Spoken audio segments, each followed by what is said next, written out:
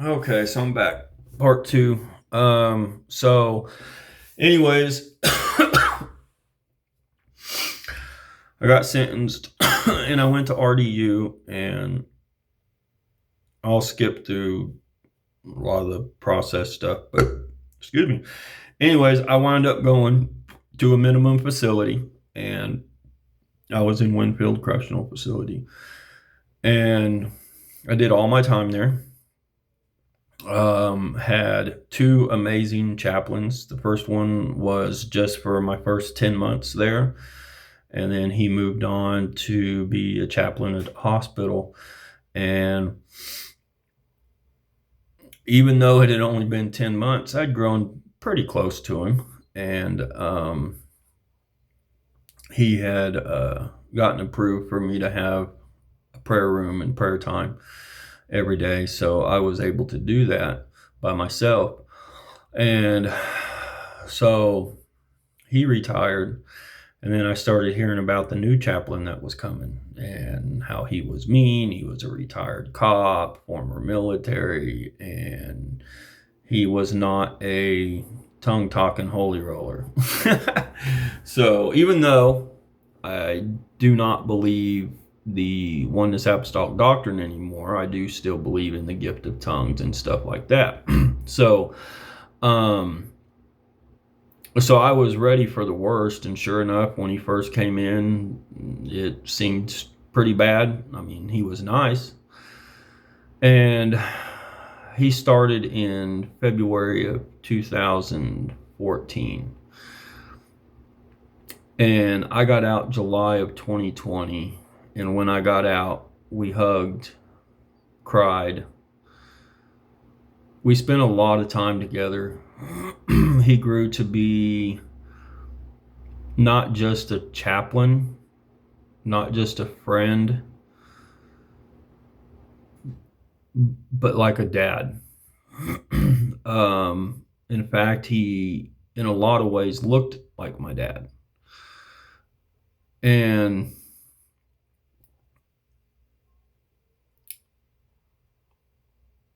Grady Osborne,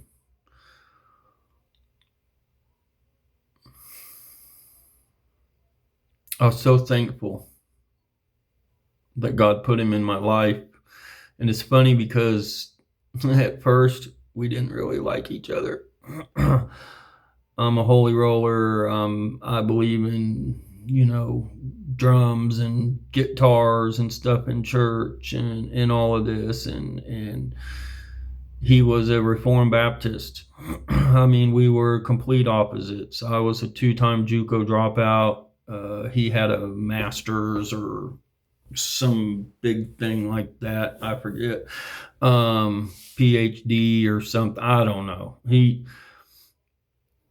was so intelligent, but yet we would have conversations and he would just be like, "Man, I wish I was as smart as you."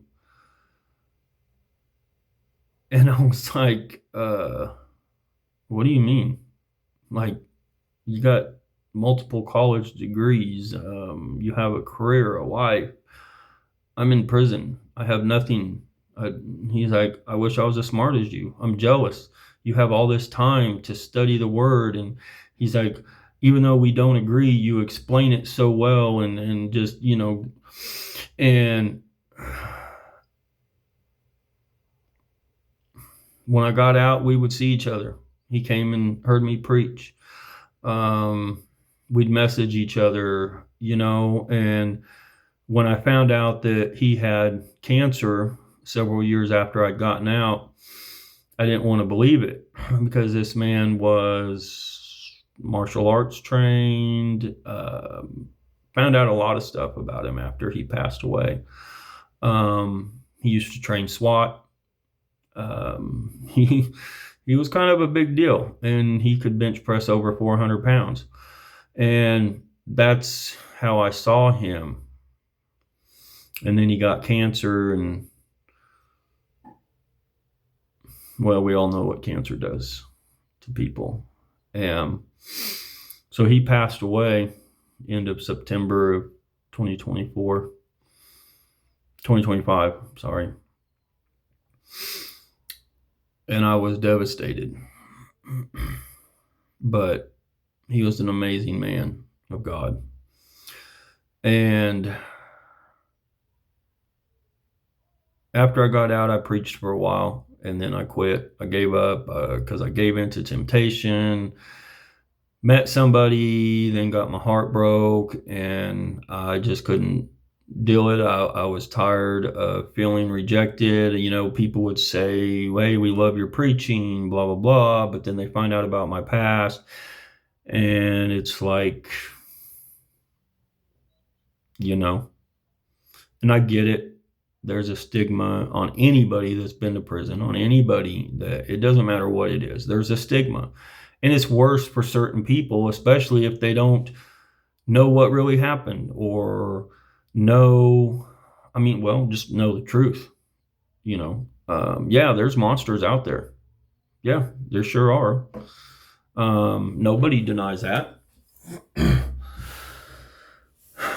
But so I just gave up, and ran my business and doing what I do, still helping people, all that. I'm not going to get into all that, but then the chaplain died. And then a lady named Jane that meant the world to me, who was like the grandma that I never had. She took me in. We would have our arguments and disputes, but we always went back to it's about Jesus. We were as we got to know each other more, we'd be on the same wavelength spiritually. I helped her remortgage her house and do a bunch of stuff. So she then had stuff, and so God used me to help her, and he used her to help me. And a lot of people didn't understand our sense of humor and the way we did things, but not all family is blood. I'll say that right now. And Jane and Chaplain were family. They were family. And she died the week after Chaplain died. And I lost it. And so I started to realize that, and God started dealing with me, that I had to get back into doing what he had called me to do. And like I said, I'm skipping a whole lot of stuff. But I've always wanted to go in as a volunteer, and that's where I'm going with this. In Kansas, once you're off probation or parole for 2 years, you can apply to go back into the prison system. I've now been off for 2 years. I got off in January of 2024. And so I'm eligible to do that, but God has called me down here to New Mexico.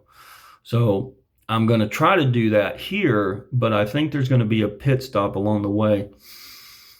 But I want to get to the whole purpose of these 2 videos is, I've always wanted to be a volunteer. I got a heart to help people, and I help drug addicts and homeless people, and it hurts me because they're in jail, and I talk to so many of them, and they all want to quit. Like, they've got plans, they've got dreams, but then they get out on the street and all the temptation hits them, and their brain is addicted to that drug, which mostly is fentanyl and meth. And as much as they don't want to do it, they don't understand why they're doing it. And Paul talked about that in the book of Romans. Even as a believer, the things that I don't want to do, I do. So how much worse is it for an unbeliever? Or how much worse is it for a believer who's never been nurtured in the things of God? How much worse is it for somebody who grew up in a house where the parents were drug dealers and prostitutes and the kids were molested? And how much harder would it be for somebody like that if Paul did things that he didn't want to do and didn't understand why, then why can't we have that same, the compassion that we feel for him when he wrote that verse, right? It should be 100 times more for these people that are in jail and are addicted to drugs and sex and whatever, gambling, whatever it may be. And I've just felt like, because of the way things have gone the last 5 years, 4 or 5 years of my life since I stopped preaching, that it was too late and I can't get back in. And I wish I was here to say that I've been approved and I'm going in, but I haven't been. But last night, I'm laying in bed and I have no money, so I can't really go anywhere. I mean, I could go walk around, but I can't do anything.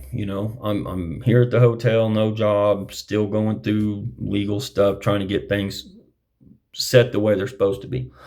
But last night I decided to watch 120 Days In, I think is what it is. It's not 60 days. It was 120 days, 120 hours. I don't know. First prison show I've watched in quite a while. Now, I do like watching them, but I haven't watched one in, I don't know, a year. And I start watching it, and I see this 19-year-old kid that was so tender. Like, he wasn't a hardened gangster. And he was brought in on attempted second-degree murder and was looking at 20 years. And I'm not saying, I don't know what happened, what led up to it. I'm not even talking about that. But to see a 19-year-old kid on camera crying and talking about his family and his little brother, and it just hit me. Like, I have to get back in. I have to. And God, if you don't give me any other gift, I don't care if I never speak in tongues again. I don't care if I ever become a millionaire. I don't care about none of that.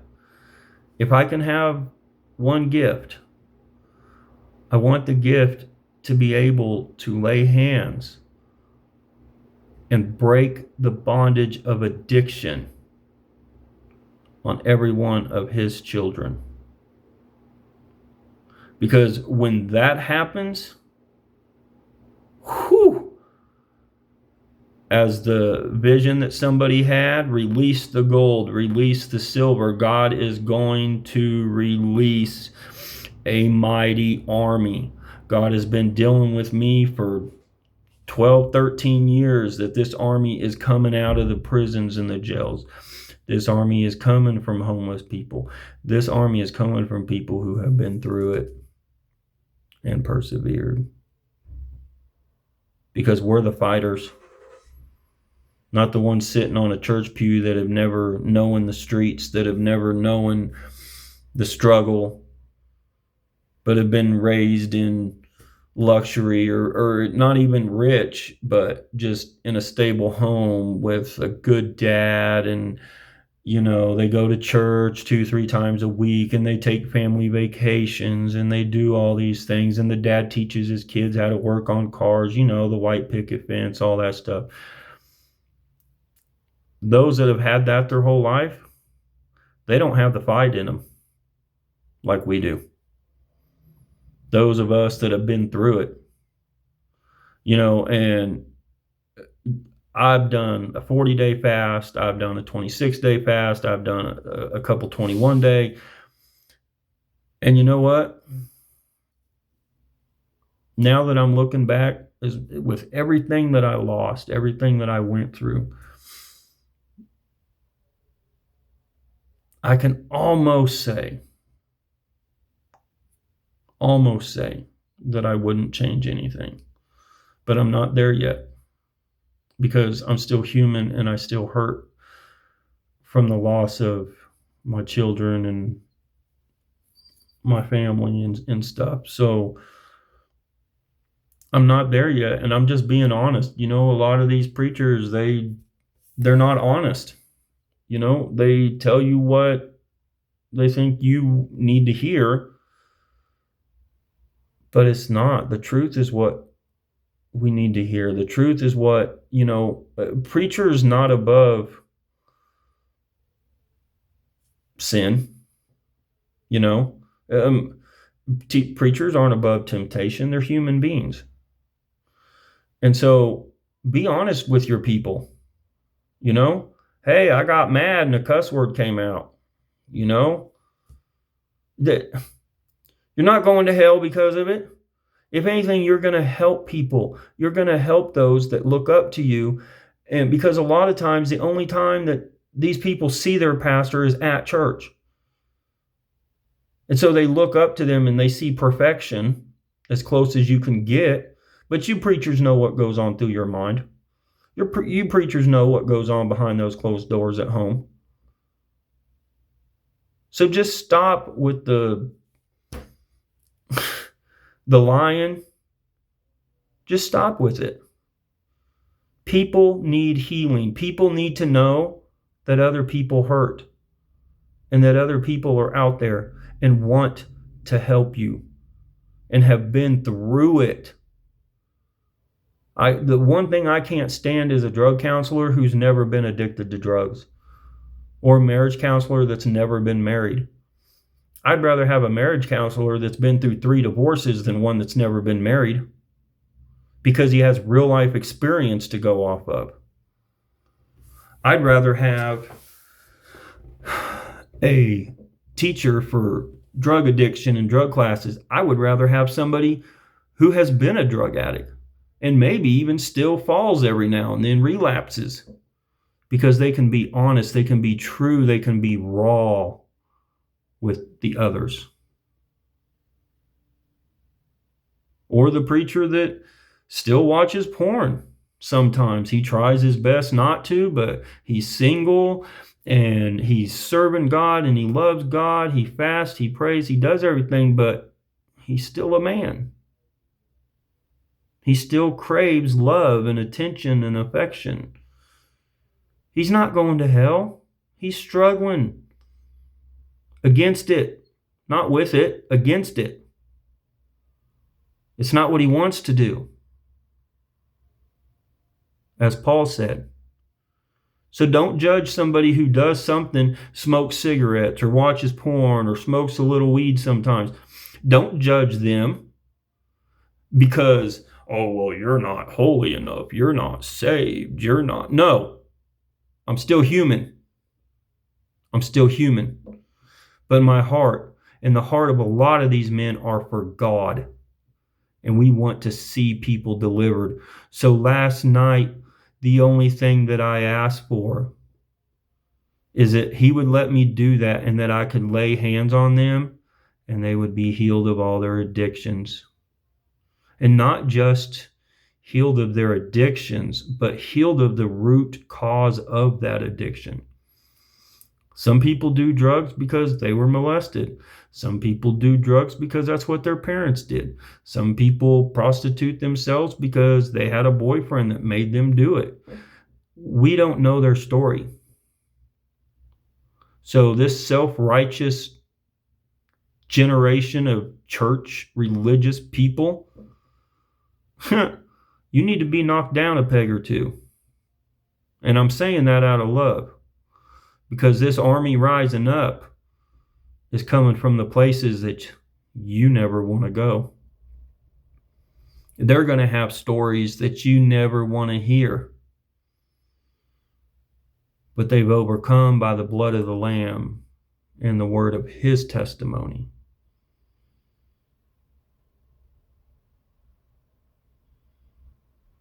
He said, when I hungered, you gave me meat. I was thirsty, you gave me drink. I was a stranger and you took me in. Naked and you clothed me. Sick and you visited me. I was in prison and you came unto me. Then shall the righteous answer him, saying, Lord, when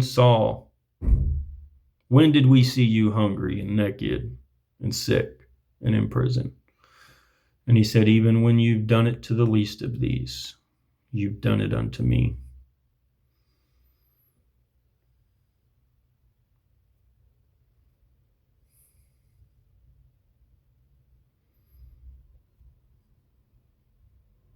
Really think about that. When you go see somebody in county jail or in prison and you just show them love, talk to them about Jesus, it's as if you're there with Jesus, that you're doing it, that you're feeding Jesus, that you are visiting Jesus, you are clothing Jesus.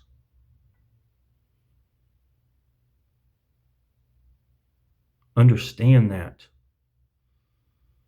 Understand that this goes far and above sending $20 in. Now, some people, that's all they can do is just send in money, right? Not everybody can go into a county jail and do things. So we do what we can do. But if you don't do what you can do, he said, verily I say unto you, inasmuch as ye have done,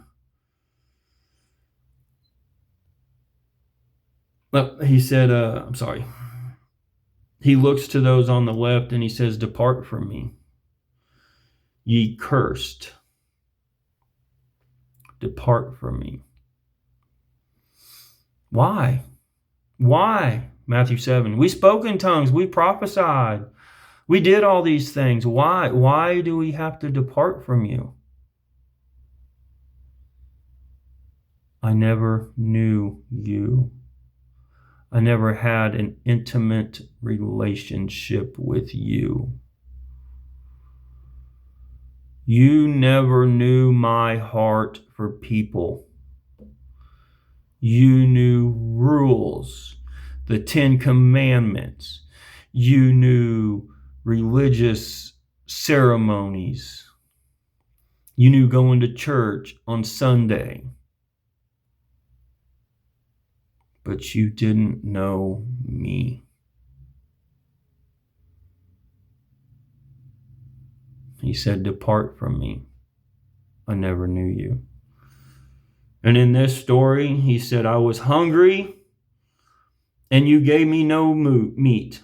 I was thirsty and you gave me no drink. I was a stranger and you didn't take me in. Naked and you gave me no clothes. Sick and I was in prison and you never visited me. Jesus doesn't care. The Father doesn't care how many scriptures you can quote. I knew a pastor that could quote chapters at a time. This brother did not have to open his Bible for any message. And somebody asked him, how do you know? How have you done this? And he's like, well, it's just like, if you work on a plane, you do it so long, you get good at it. You just know how to do it. He's like, I spend so much time reading the Bible. It's what I do. So, and I'm not saying he's lost or anything, but what I'm saying is you can have, I think in the Old Testament, I think to be a priest, a high priest or a priest, they had to have the whole Torah memorized. By the time they were like 13, 14, something like that. Man, think about the dedication that takes. But you can do that. But if you have not love, you're just making racket. You're just making racket. That old song says what the world needs now is love, sweet love. But think about, you see on Instagram and Facebook, you see these clips that talk about what life was like in the 90s and, how kids, we'd play outside till the street lights came on and we didn't have cell phones and we rode our bikes places and we did all these things. And, it says, would you give up everything to go back? Yeah. The world was a better place. I personally believe cell phones with cameras and technology have been the worst thing ever invented. Families don't eat together anymore. They text each other from different rooms in the house. They have their food Ubered in, and one has McDonald's, one has KFC, one has Pizza Hut. It's horrible. It's horrible. It's ruined society. And I don't really know that anybody can deny that. When you compare the way we lived in the 90s to the way we're living now. Yeah, they brought good things. I mean, don't get me wrong. I'm not saying they're all bad at all. I mean, look, I'm able to do this because of it. But as a whole, it's ruined us. And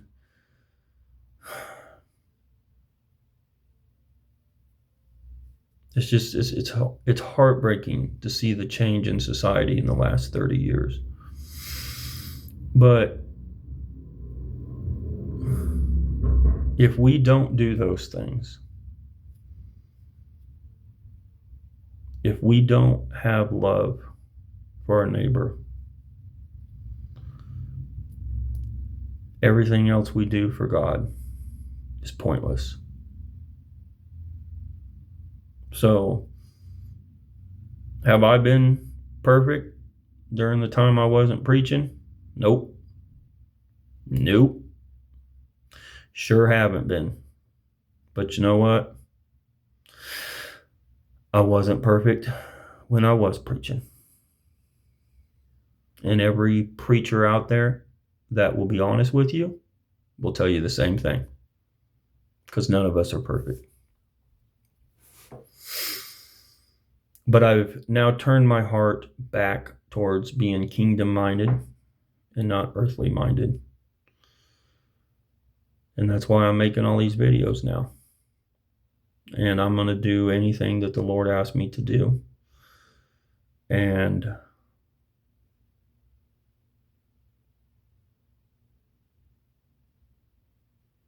what's it going to take? We sing that song. Well, we used to. They don't sing it much anymore. Whatever you have to do to me. Whatever you have to do. For above all else, I must be saved. Love, guys. Love. Love.